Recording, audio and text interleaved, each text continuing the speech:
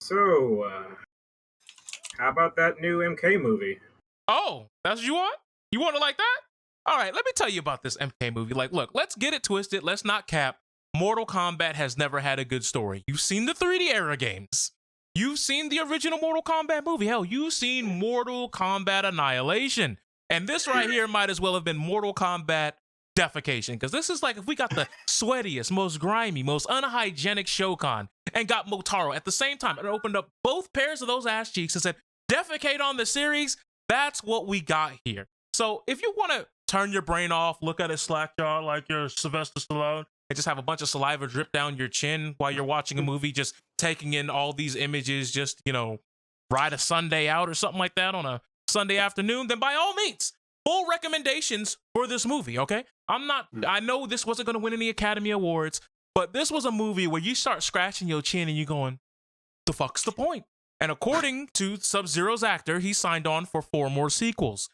They think we're getting to 5 of these. And let me tell you, I will watch every single one of them because I am a connoisseur of this type of shit show. Because I like schlock. I like dumb shit.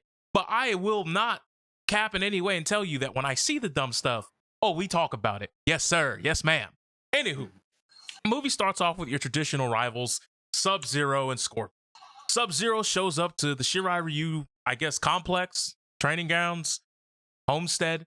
Anyway, he pulls up in that neighborhood, and he's just like, that's right.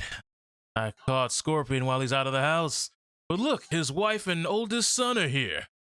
Think it's time to kill him. But he walks in there and he speaks Chinese, and his family, obviously, Scorpion's family, Japanese of origin, are like, we don't really know what you're saying, and we don't like the cut of your jib.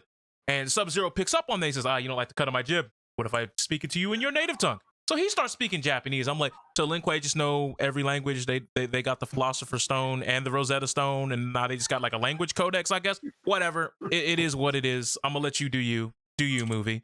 They all talk different languages, so I mean, this isn't really anything that's taboo or foobar here. So he starts talking to him in Japanese. The son is like, you won't touch my mom. And then Sub-Zero is like, nah, I'm gonna touch you both.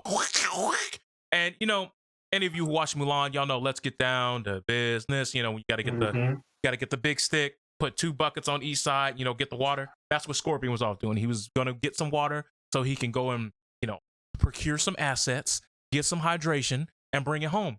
But then he hears the screams and the wildness, so he goes home and he sees that this man done made an ice statue out of it. He done turned his family into an art piece. Modern art piece. His wife is holding the son, and it's just like, look at that. Look at that. We got famsicles out here, fam. Famsicles. So then, obviously, Scorpion turns around. He gets mad. He finds a spear on the ground, ties a rope to it, starts dugging the generic, level 1 peons of the Lin Kuei, like the Lin Kui, as some of y'all might call them, because they definitely was getting Lin skewered out here. So they're getting hot duggied. And then all of a sudden, Sub-Zero's like, you fool. They are nothing compared to I am Sub-Zero. And the pose, and they start fighting. And the action sequence, pretty decent. Lots of cuts, but whatever. Pretty decent for what it's worth. You could tell what was going on. Sub-Zero wins. Fatality. And then Scorpion has like some really terrible one-liner where he goes, remember this face. Remember. And then he just kind of, phases out. Whatever. So then there's a time skip. And then we just show up to meet this person named Cole. And I'm not going to spit too much about Cole. Cole is just generic dude. He's Dude McGuy in this movie. And he's an MMA fighter who is like a steaming mid. He doesn't even win his fight. He even admits on camera, he's washed up. He's not the fighter he used to be. Mm-hmm. So Jax pulls up, and Jax is like, hey, bro, you Cole, right? Heard you got one of them dragon birthmarks, huh? So you got that tattoo, right? Let me see that tattoo. And then he pulls it and he shows it. And then that's when this little girl says, actually, it's not a tattoo. It's a birthmark. He says, interesting. So then, he just kind of just fucks off. And then for celebratory purposes, even though he just got his ass whipped, he takes the family out for ice cream. You know what I'm saying? Go get the ice cream shop, get your dinner on, get your sundaes, like some mom and pop version of Steak and Shake. They out there just doing whatever. The little girl sitting outside. Cole and the wife are inside, like, man, it's crazy. It's snowing outside.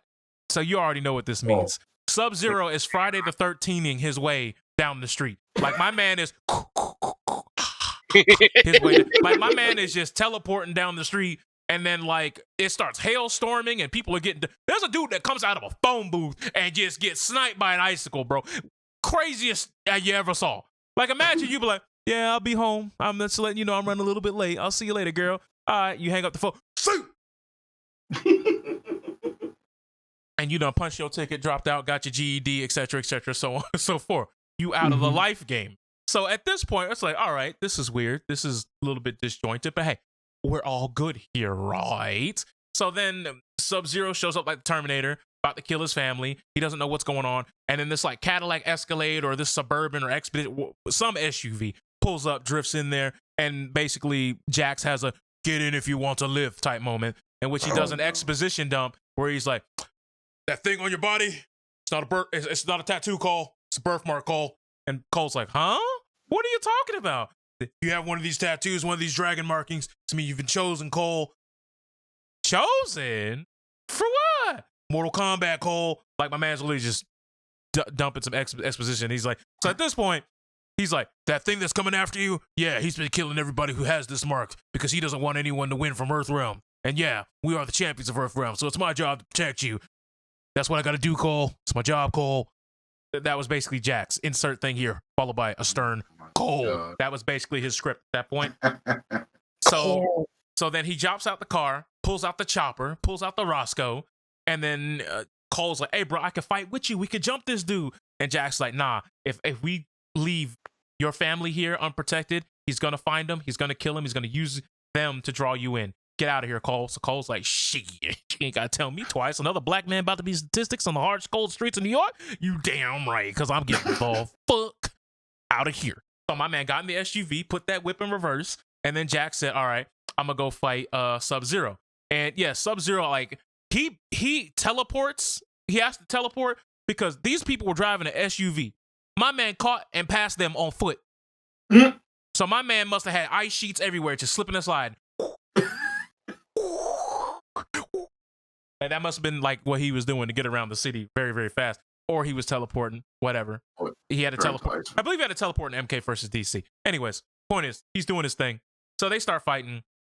Long story short, Sub-Zero wins. Freezes Jax's arms. His arms explode. And then he like gives him the two-piece. He falls down like a hole in the wall in the broken foundation of this frozen gymnasium. And he's just lying there unconscious. And nobody comes to get him for the longest time. Like, we are led to believe that it's been like 2 or 3 days, and my man's still there, face down, bleed out. Like, that was the last time we saw that man for a while. Anyway, so Cole is like, all right, dude, we're out of here. There's a lot of crazy things going on, yada, yada, yada, so on and so forth. But then he meets up with Sonya, and then Sonya, like, jumps him and once again gives Cole's the hands. Like a 2-second fight. Cole's like, whoa, Jax sent me here. Jax? What do you know about Jax? And then they have that whole spiel. So then Sonya gets him up to speed. Hello, exposition dump number 2. So now we're going to talk about, hey, we found this guy, and this guy had a tattoo, and this was the Matokan warrior, and, the Night Wolf, and yada, yada, yada, and that guy died. So, when Jax had to kill this guy who had a tattoo, then, he got a tattoo, and we were like, whoa, dude, that's crazy. So then we did some research, and I found out there was this thing called Mortal Kombat. I looked at these hieroglyphics, and even though it says in English backwards, Mortal Kombat in English on hieroglyphics, yes, that's where we're going with this. We figured it. Yeah, I figured it out. There might be another tournament, Earthrealm, something about other realms, yada, yada, yada, so on and forth. I don't really get all of it, but I'm pretty sure that we need all the people with these tattoos. So I went to go find this other guy with a tattoo, and I found out that Kano had slit his throat, and because Kano murdered him, he became one of the chosen ones because he has the tattoo now, and I'm like, pause. It seems as though the Elder Gods or whoever has come up with this bullshit does not know what the word chosen means. Because all I got to do is pop a cap at someone with a tattoo and I'm chosen. I wasn't chosen. That's not a choice. That's not how choosing works. That's next man up. He chose himself. That's not how that works. Nate, I'm telling the story here. You make your own fucking video, my guy. Yeah, I could say you make your own fucking video. This is a rated M movie about a rated M franchise because the movie's rated R. So yeah, I could say what I want to say. Anywho, pushing forward into the story, we get to a lovely, exciting round of whose power is it anyway? Because we get to a point to where Sonya's like, yeah, things are weird, yada, yada, yada, but we also got this guy. So Kano is sitting there chained up like, excuse me, love, you let me out of here? Bug off. Every generic Australian derogatory term that you can use to insult somebody. A1 steak shot. All heroes don't wear capes, but he definitely tried to carry this movie on his back. All right, he definitely command grabbed this movie. Okay, let me put it to you that way. So Kano's like, yeah, it's me, Dollface, yada, whatever. So then this weird Slytherin ass, like decrepit, like this looked like a Resident Evil lizard. All right, this is like what are them lizards called that jump you in Resident Evil? Hunter? Yeah, the Hunter. They look like an elongated Hunter, like long, like it looked like Hunter XL. Like they just grabbed the top of a Hunter and stretched him out. That's what they did. And they called him Reptile. Yep, that's Reptile, everyone. Oh no. The Saurian race now looks even worse than it did in Mortal Kombat Deception. My man out here looking like Lizard Man from Soul Calibur, my guy, with no armor, no weapons. And the worst part is he had no martial arts. He couldn't fight. My man couldn't even kick. My man was just doing like Resident Evil liquor tactics. Jump, crawl on wall, xenomorph, lick, acid spit. that was his moveset. That's all he had. That's all he had. And in order for them to beat him, they realized, wait, we actually can't fight him because we can't see him. So what does Kano do? He stabs a knife through a flare, lights the flare, stabs Reptile. So wait, what? So now there's like a floating flare going around the room because it's basically stapled to Reptile's back. So all in all, they end up beating it. Kano ends up jamming his hand into his body and then ripping it out and then like ripping out the heart. And then I will give it credit. The sound designers did something really cool here. Right when he says Kano win, like right when he pulls out and says Kano wins, the music goes down. You know, like the Yeah. Okay. down. And I was like, that was cool. I don't think they do that for the rest of the movie, but that's when I noticed it. Because at this point, I was still trying to rock with the movie.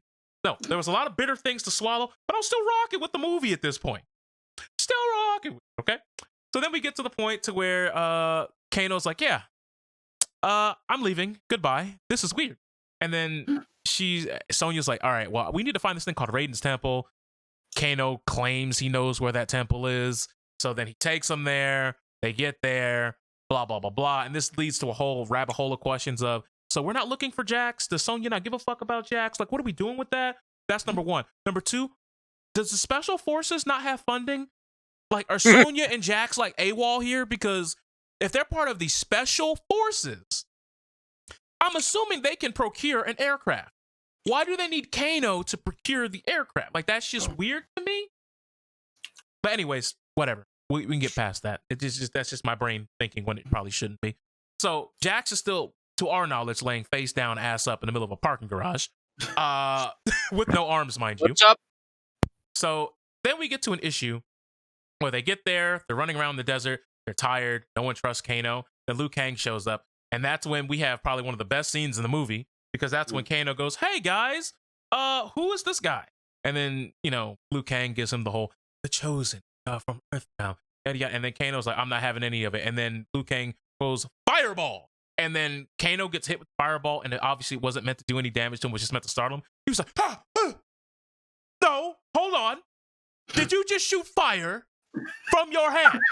Like, no. What we not, like, he turned into me. What we not gonna do is act like you didn't just do what you just did. So we're gonna talk about it, because I'm getting attacked by lizard people. You shooting fire from your hand.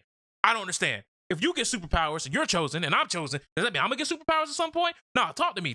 Nah, you gonna talk to me. And that's when Liu Kang puts his hand on the shoulder and goes, listen here, sir.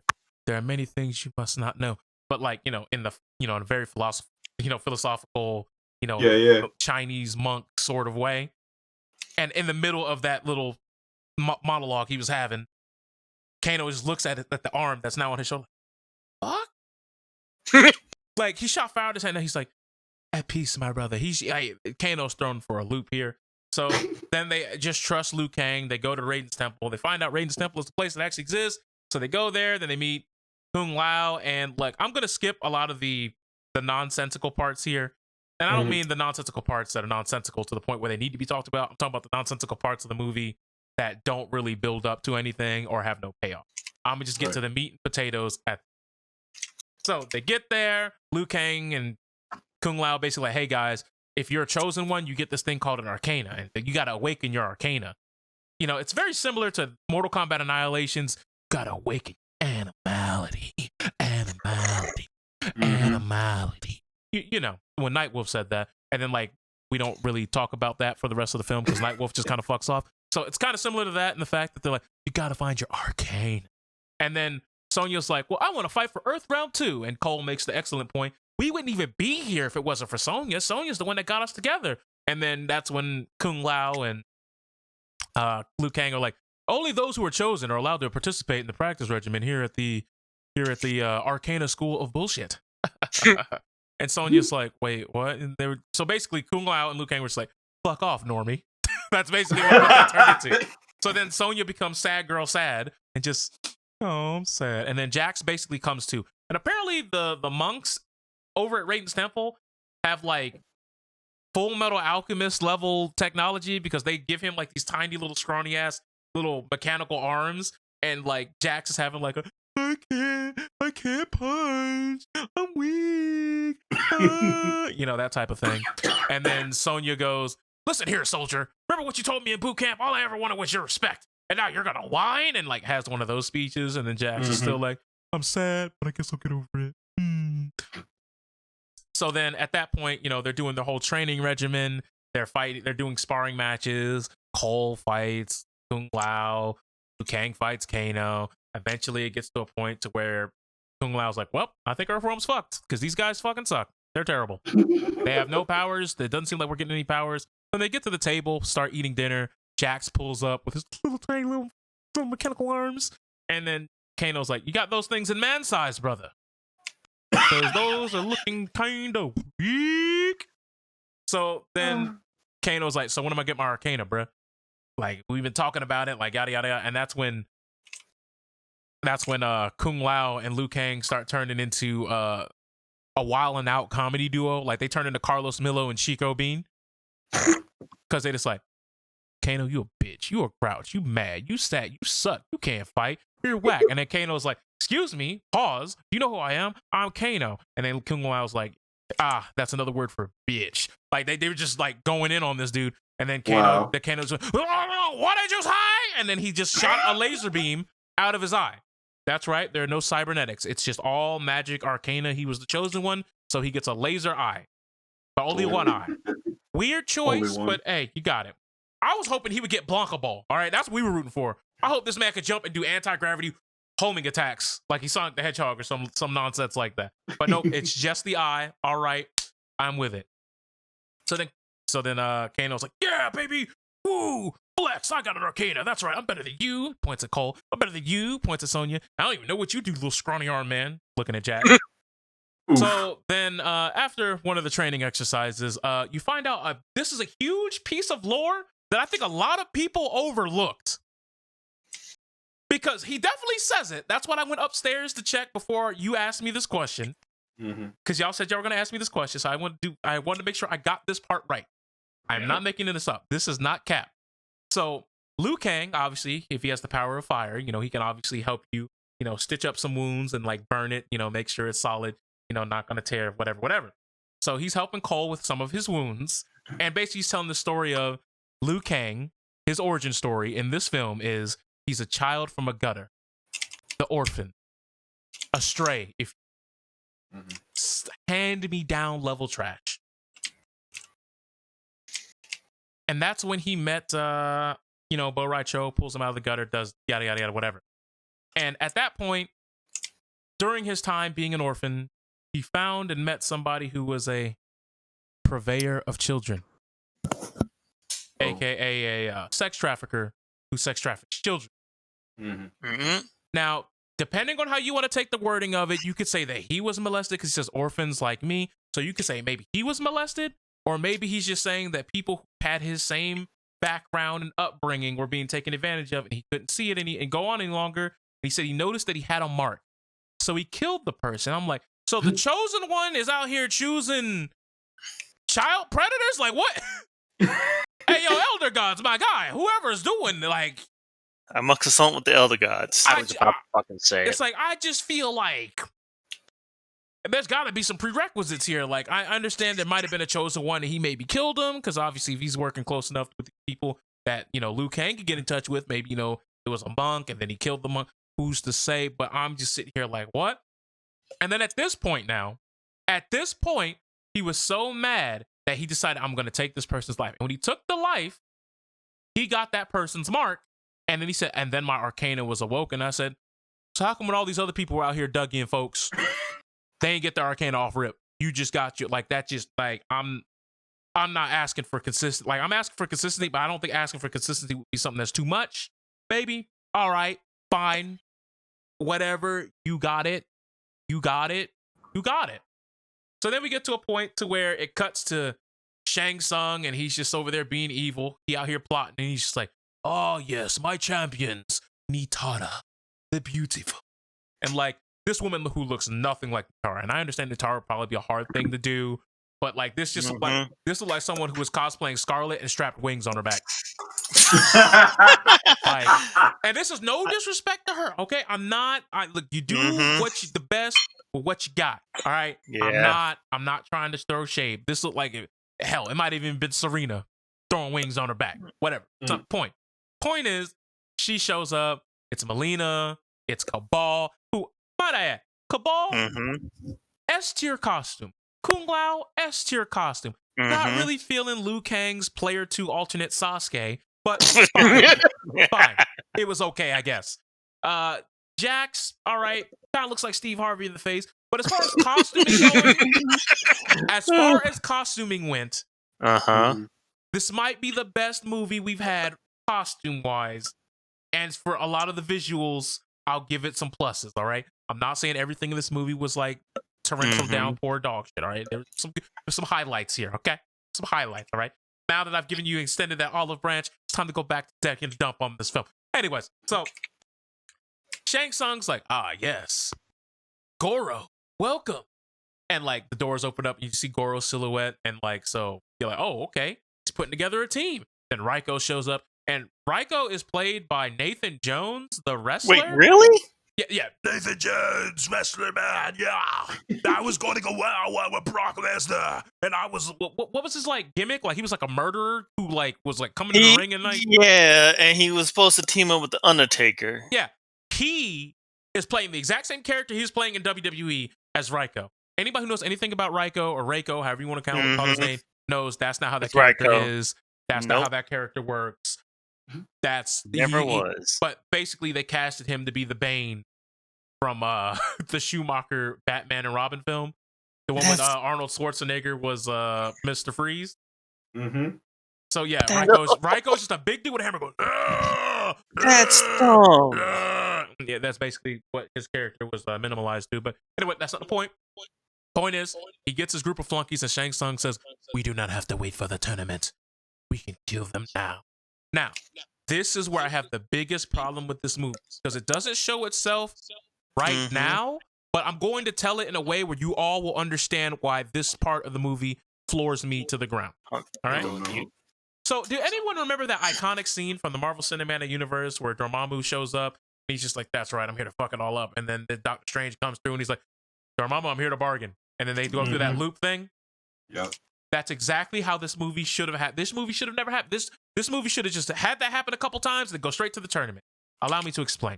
So Shang Tsung is like, yeah, so we're going to do a home invasion. We're going to run up in Raiden's crib, and we're going to kill all the heroes before the tournament, and then we're just going to win by default. Yeah, high fives all around. Yeah, that's right, Cabal. Give me some. Give me some skin, Goro. Down low. Up high. To the left. To the right. You got 4 arms. You could do all 4. Yeah, bam. So we're at the point now where it's like, okay, this is odd. A weird way to go about it. But hey, once again, who am I to judge? So they're like, we can't go there right now because Raiden has erected this giant barrier that stops us from getting there. Because when they first show up, they're like, we're going to jump you. And then Raiden's like, not if I do this. And he just puts a staff up, and now there's a barrier that they can't get through. So then the villains are just like, fuck. So they just go home. Mm-hmm. So Cabal's like, well, there's that Kano guy. Yeah, what about this Kano guy? Well, you see, he's kind of cool. I mean, he's an asshole. He's the reason why I look like, by the way. I kind of want to kill him, but like, he's a scumbag. And therefore, Shang, you'd love him. But like, we could just convince him that he's playing for the wrong team, and he'll take down the barrier for us. So, long and short story, Kano destroys the barrier. The villains come in, and they start, obviously wrecking everybody and, fighting each other, doing whatever they got to do, right? God damn it, Kano. So, Raiden,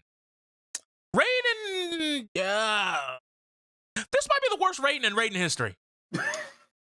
Because this Raiden, all the other Raidens, there's some head scratcher decisions they. He must win. You couldn't have sent a better message than that. Evil Raiden, Dark Raiden, coming from the 3D game. It's like, kind of an asshole. I get it. You died. You're salty, but like, fuck off. He's made stupid decisions. He has history, right? He's built up a rapport with stupid ass decisions that a god, elder god, former god should not make. Have you seen the first 2 Mortal Kombat movies? My man ain't thinking with a full loaf of bread, okay? He smells burnt toast when he wakes up. Rest assured. Rest assured. So all that aside, we get to a point where my man wakes up and chooses ignorance. Because he comes out there and he tells everyone, oh, one of my powers is I can just think about somebody and teleport them. You can what? What was that? I didn't hear that, Raiden. What can you do?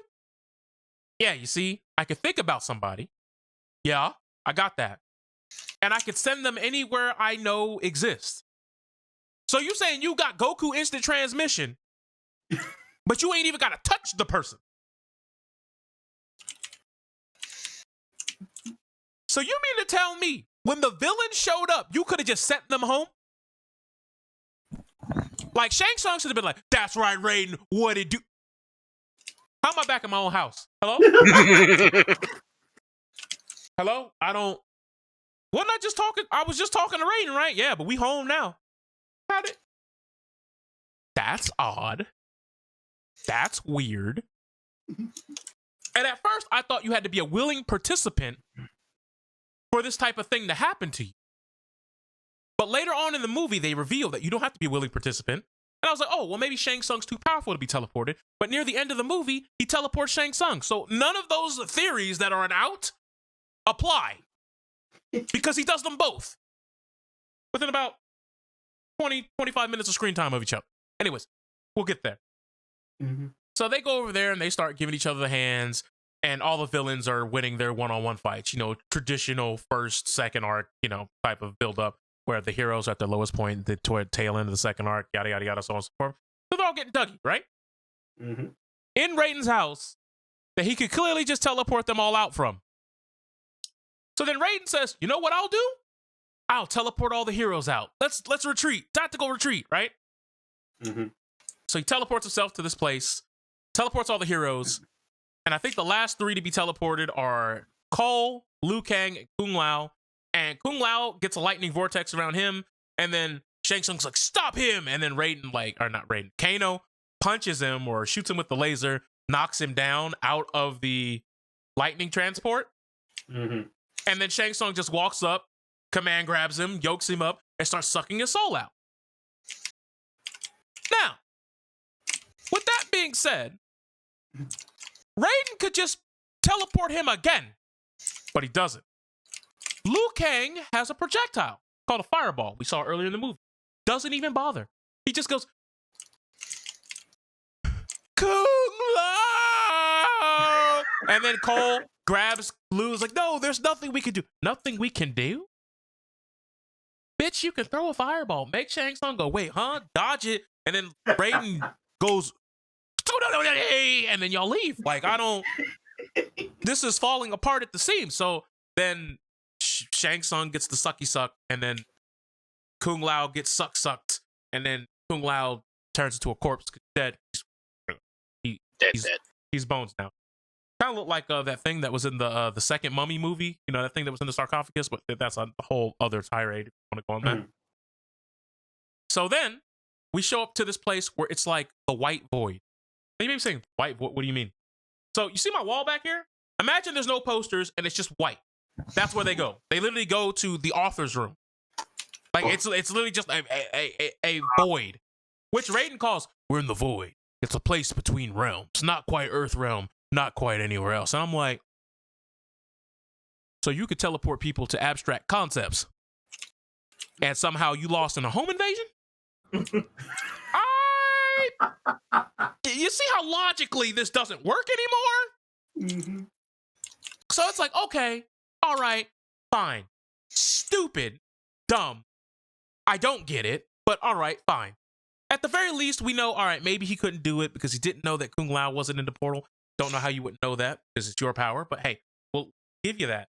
Maybe he couldn't teleport the villains because the villains, their power levels are just too high. And like we saw, these are trainees. Most of these people aren't equipped for Mortal Kombat just yet. Right? Right? Yeah. All right, now let me dial back about 10 or 15 minutes. There's a part where Sonya, once again, doesn't have an arcana. So she shoots Kano shoots a laser and like a boulder is about to land on her. She's about to die the same way she did a la Mortal Kombat 11 story mode. And Jax had to get the rock off. Remember, Rock, he has those tiny little arms, so he couldn't do it. He's like, and then like his arms turned into like fucking Transformers into the regular giant bulky metal state. Then he lifts the rock, and then they get out of there because of the teleportation. Teleport. Really weird, but that's how they decided to go with it. Once again, whatever. You do you, boo-boo. So they're all teleported. They're like, where's Kung Lao? Somehow, I forget how it happens, but somehow Kung Lao's hat ends up in Liu Kang's possession. I was like, so you were able to get the effort to pick up his hat, but you couldn't stop. All right, whatever. So they're like, we've lost without Kung Lao. And then Raiden's like, yeah, this is looking kind of bleak. And then Cole's like, no, we have to fight. We could do this. So then, I kid you not. Give me a second. I have to take a big swig of water for this. Mm-hmm.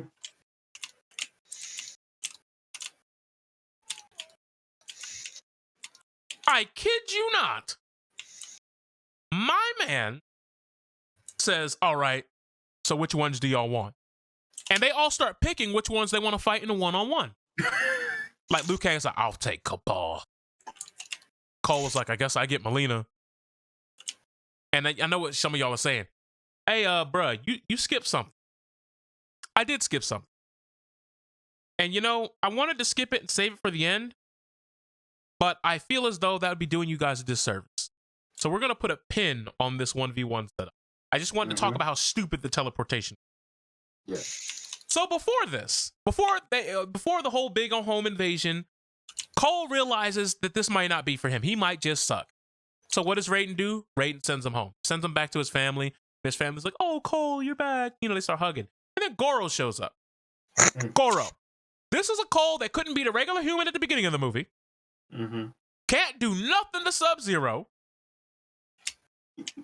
Would get do-si-doed by Kano. Can't lay a scratch on either of the Shaolin monks. Probably would lose outright to Sonya. We saw what happened when they first grappled. Didn't go well. He couldn't even fight Reptile. Reptile. The one who didn't have any fighting skill. Exactly. Right? Crazy, right? Mm-hmm. Goro shows up. Goro is about to attack his family. He gets plot armor. I know what you're saying. Plot armor. Funny. No, he literally gets a golden t-shirt that's got gold microfibers. What? That stores kinetic energy like Black Panther's suit. Oh. Now you may be saying, all right, you made that Black Panther part up. No. Go look at the actor's Twitter. He confirmed that's how it works. So basically, from what you're saying, Black Panther mixed with a little bit of Colossus. I mean, I guess. So while he's wearing his Wrangler jeans and his golden shirt, he then proceeds to give Goro the hands. Wait. Back that up. Back it up where? How? Just... Because he grabbed one of Goro's arms, broke it, Oh Goro my locked God. it back in place, and then he just lost the fight. What?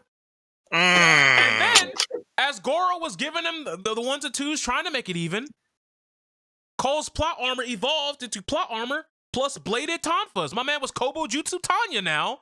And then just started giving this man the hand, stabbing him in the face, and then split his intestines out, fatality. And then Goro just dies. And then Cole goes, now I know what I must do. And that's when he goes back. And then obviously the whole shit show happens with the home invasion and the teleporting and the Kung Lao death. So now we're in the void. But keep in mind, this man just beat Goro, winner of a multitude, a plethora, if you will, generational talent of winning all these Mortal Kombat tournaments on the behalf of Outworld and Shao Kahn and, yada, yada, yada. Swiftly defeats him. His next opponent is Melina. Oh. Can't land a hit. Boys looking lost. Confused. Starstruck. Some would say titty-struck, but we'll keep it PG a little bit. So, at this point, you may be saying, well, how does he end up fighting Melina if they're in the void? Raiden teleports the villains and the heroes to isolated locations while he's in the void. So he doesn't even have to be in the same realm to teleport you. How did this movie can't happen? The character literally just said, anybody who died in this movie, it's my fault because I chose them to die. Raiden doesn't even have to be present to teleport you. Do you understand how crazy that is? He doesn't even have to be in the same realm as you for you to feel the wrath of the teleportation. Jesus. So all the heroes end up winning their fights respectively. Kano ends up losing to Sonya. Obviously, since Kano had a mark, Sonya kills Kano. Sonya gets a mark. Keep in mind, as soon as she gets her mark, the original plan was we're going to beat everybody, and then we're all going to jump Sub-Zero. That was the plan, right? Right. That was the plan. Let me tell you how this plan doesn't work. They all win their fights, except for Cole. Cole is like getting Dougie'd by Melina, right? And then there's this dumb thing that happens that I don't quite understand why they chose to do it this way. But everyone knows how Melina's teleport works. She comes from above, telekick, whatever, right? So she came from above, behind him, landed on his back, has a knife. He has a golden indestructible shirt, but no helmet. If she was trying to kill Cole, you have to go past his head with your blade to hit the shirt. She hit the shirt.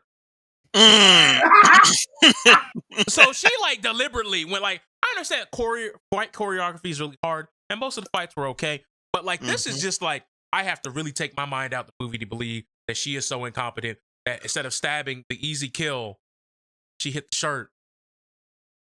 And then Raiden teleports Sonya to Cole, and apparently somehow, some way, Sonya knows exactly what her arcana is, and it's her ring blast projectile. Oh. And it's not like a technology thing. It's she just shoots it. It's just part of her hands now. Magic. Wait. There's no gauntlets. It's her arcana. So she shoots it, and it just insta kills Melina in the chest. What? Huh? So they're like, yeah, we did it. So then they get teleported, and they're in this gymnasium, not a gymnasium, but a gold gym that's frozen over. And then Sub-Zero is haha, I got your wife and your little daughter's little wristband. Come get it, bitch. And then Cole tries to fight Sub-Zero, and Sub-Zero is basically just giving him the ones and the twos. And then you find out that Cole looks over, he sees that his family was famsicled, Scorpion's family in the beginning of the movie, which meant death for Scorpion's family. But don't worry, spoiler alert, Cole's family's A-okay. How do I know they're A-okay? He ends up punching the ice off of him. I'm not even shitting you.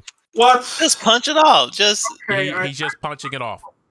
It just works. It just works. It just fucking works. Anyways, so while he's getting Dougie'd, you're like, well, what the hell is Sub-Zero doing if he's just going to let him punch off the ice? That's dumb. Well, at the beginning, I would say at the end of the first arc, he finds this kunai, and he's it feels like it's special to him, yada, yada, yada. This is part of the Shirai-Ryu. Raiden tells him, blah, blah, blah. So pretty much he throws the kunai, Sub-Zero dodges the kunai, and then the kunai opens up a portal to the Netherrealm, and Scorpion just comes out, just for fucking some reason. And then Scorpion and Sub-Zero just start fighting. Scorpion starts getting the upper hand. Scorpion and Cole then start, Marvel vs. Capcom tag teaming him, and then like Sub-Zero just gets bodied, destroyed, burnt to a crisp, and then Scorpion says in Japanese, which Cole does not understand, Mm-hmm. "Honor my family and clan. You have freed my soul. Thank you." And he just jumps into the portal to go back to the Netherrealm. And Cole's just like, all right, that was weird. And then the rest of the gang shows up. And then Shang Tsung shows up. And then Shang Tsung's like, you may have killed my champions, but death is only a doorway to another realm. And it's like, So What do you mean? What do you mean? Death is only a doorway to another realm. I don't understand what you're saying, sir. I don't understand what you're saying. Now, obviously, we know he could either turn them into revenants, a la MKX, or you know, he could just resurrect them. I mean, we've seen they've got some really good medical technology in Outworld when it comes to sorcery. Quick question. What? Isn't that a Quan Chi thing? There is That no was Quan mainly Chi. There's no Quan Chi. Okay. Stop. Stop right there. There's no Quan Chi. We didn't talk about him. Doesn't exist. Whatever. I don't care about this. Point is, the point is, they do all that, and then like Shang Tsung does like some voodoo, and then like this black mist portal that they were using the entire movie to teleport starts getting over the corpses of Sub-Zero, Melina, Goro, yada yada, and like, you know, basically they'll be back somehow, some way. They'll be back. Obviously, we know Sub-Zero will be Noob Saibot. There'll probably be another Sub-Zero in Earth Realm, maybe. Yeah. Who's to say? Point is, after all of this is said and done, Raiden goes, I'll have to prepare you all for the tournament. Yes, the tournament. Remember, the tournament hasn't even happened yet. This is a prequel. This is in the infant stages. Jesus. That's where we are at with it right now. And that's Mortal Kombat 2021. Fucking sucks. It's a spectacle of why does this exist? Damn it, I'm mad.